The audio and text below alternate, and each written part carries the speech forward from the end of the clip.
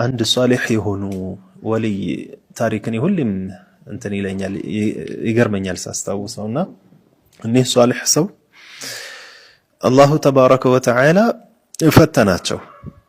በምንድን ነው የተፈተኑት? አይን አዕማ ናቸው፣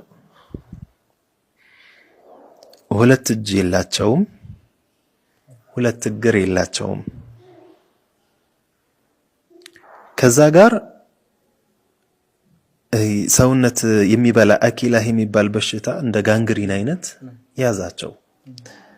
አስበው፣ እጅ የለህም፣ እግር የለህም፣ አይን የለህም፣ በሁሉ ነገርህ ወደ ሰው ጥገኛ ነህ ማለት ነው። ለመብላት እንኳን ሰው ያስፈልጋል፣ ለመጸዳዳት እንኳን ሰው ትፈልጋለህ። በዚህ ሐል ላይ ግን ሆነው ሷሊህ ናቸው፣ አላህን ፈሪ ናቸው። በዛ ሐል ላይ ያ በሽታ ተጨምሮ ጋንግሪን የምንለው አይነት በሽታ ሰውነትን የሚበላው ሱብሃንአላህ፣ ከዛም የበለጠ ምን በላ ሊደርስባቸው ይችላል ብለህ ያሰብክ ደረሰባቸው። የኔ የሚሏቸው ቤተሰቦቻቸው ሰለቿቸው፣ የሚንከባከቧቸው ሰዎች ሰለቿቸውና ጣሏቸው። እቃ እንደምትጥለው በቃ የማያስፈልግ መንገድ ላይ ጣሏቸው። ሱብሃንአላህ፣ ያኒ ከባድ ነው ነገሩ አይደለም። እንዲህ አይነት አካል ጎሎብህ ጤነኛ ሆነህ እንኳን ቤተሰቦች ቢያባሩህ ከቤትህ የጎዳና ተዳዳሪ ብትሆን ምን ያክል እንደምትቸገር የታወቀ ነው አይደለም? እግር የለ፣ እጅ የለ፣ አይን አዕማ ሆነ ያ በሽታ ይዟቸው መንገድ ላይ ተጣሉ። በዛ ሐል ላይ ሆነው ደግሞ የሳቸው በሽታ ይህ አኪላ የሚባለው ታውቃለህ፣ እሽት አለው፣ ነፍሳትን ይጠራል። እነዛ ነፍሳቶች መጠው ሲበሏቸው ያለውን ስቃይ እናስበው። ሱብሃንአላህ፣ ነፍሳት ሲበላና ገና ሲያርፍብን እንኳን ቢንቢ ትንኝ ነገር ሲያርፍብን እንኳን ሽዑር ወዲያው መምታት ነው የምንፈልገው።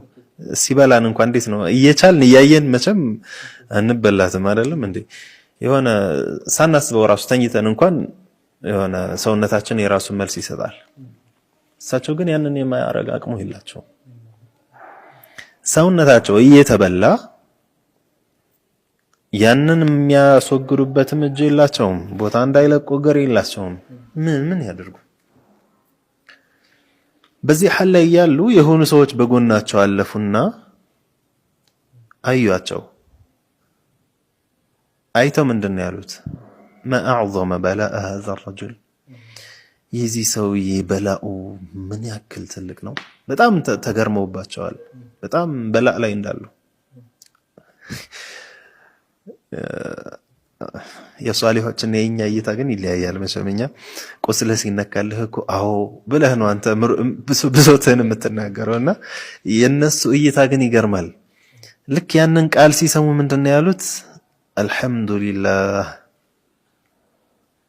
ሱብሃንአላህ፣ አልሐምዱሊላህ ምስጋና ለአላህ ይድረሰው። الذي جعل قلبي خاشعة، ቀልቤን እሱን የምትፈራ ላደረገ፣ ወሊሳኒ ዛኪራ፣ መላሴን ደግሞ ሁሌም እሱን የምታወሳ ላደረገልኝ ጌታ። ያኒ አው እኔኮም ያግዘኝ ወደ ማምረር አልሄዱም። ከማምረር ይልቅ ወደ ኒዕማው ነው የተመለሱት። አልሐምዱሊላህ፣ ከባድ ነው ነገሩ። ምስጋና ለአላህ ይገባው፣ ቀልቤን እሱን እንድትፈራ መላሴን ሁሌም እሱን እንድታወሳ ላደረገልኝ ጌታ። ከዛም ምን አሉ? ያ ረቡ ለው ሰበብተ ዐለየ አልበላአ ሰበህ መዝደርቱ ፊከ ኢላ ሑባ። ጌታዬ ሆይ ምንም ያክል በላእን እንደ ጅራት ብታንቧቧብኝ ላንተ ያለኝ መሐባ መጨመር እንጂ ወደ መጉደል አይሄድም። መዝደድቱ ፊከ ኢላ ሑባ። እና እንዲህ ናቸው ሷሊሖቹ። እና ኒዕማ ሲባል ያው ይሄኛው የዱንያዊ ጥቅማ ጥቅሞችን ወጣ ያሉ ነገራቶችን ብቻ እናስባቸው።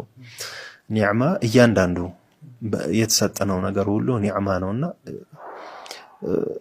እናስፋው ካልን በጣም ሰፊ ነው የሚሆነውና ስለ እጆቻችንም ዑለማዎች በደንብ ይጠቅሱታል። ተፍሲር ኪታቦች ላይ ሌሎችም ላይ ይጠቅሱታል። ሰው ልጅ አላህ በቁርአን ብሎናል ወፊ አንፉሲኩም አፈላ ቱብሲሩን። ስለ ራሳችን ነው እኮ ትእዛዙ ወደ ራስ መጣ። ራሳችሁን ተመልከቱ። ራሳችንን መመልከት፣ ስለ ሰውነታችንን መመልከት፣ ቀልባችንን እንመልከተው። እያንዳንዱ ኒዕማ ሲባል ያንን ብቻ እንዳናስበው ነው እንዳጠቅ